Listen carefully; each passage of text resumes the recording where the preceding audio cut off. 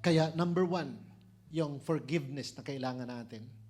It is good to remember that the Lord Jesus suffered. He endured the pain, the agony, para lang ma-forgive ang sino man. Kaya lang ang enemy is the accuser. He will accuse us na hindi tayo kayang patawarin ng Panginoon.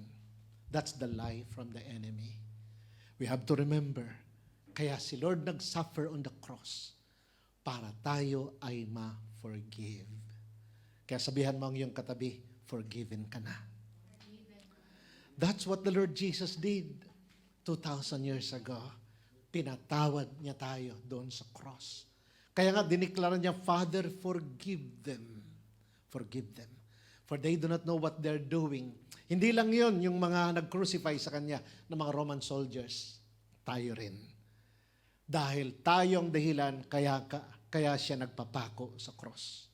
Dahil tayo nagkasala. Hindi natin kayang bayaran ang ating kasalanan.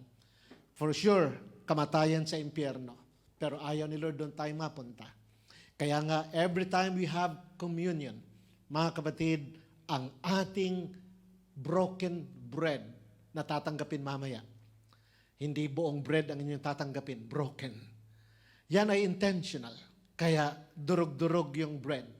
At ang iyong tatanggapin ay broken na bread. Dahil yung broken bread na yon, His body being broken, refers to the stripes which He received across His back.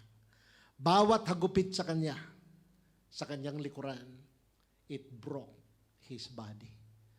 Ang Kanyang body, dahan-dahang nabibreak, nabibiyak ang Kanyang katawan, broken. Yan mga kapatid, ang broken bread. Kaya pag intake natin mamaya ng broken bread, Lord, this is your body. Broken for me. Para ako ay ma-forgive. Para ako ay ma-heal in all aspects of my life. Para ako, Lord, ay mabigyan ng provision sa lahat ng aking pangailangan. I receive it. Yan ang dapat hindi makalimutan. Yan ang dapat i-remember natin. Kaya meron tayong communion. Ginagawa natin ito hindi lang dahil we have to do it dahil first Saturday. Kaya gawin natin. Seremonya, mga kapatid, ito ay isang act of faith. That as we receive the bread, it means the Lord Jesus allowed His body to be broken para tayo ay number one ma-forgive.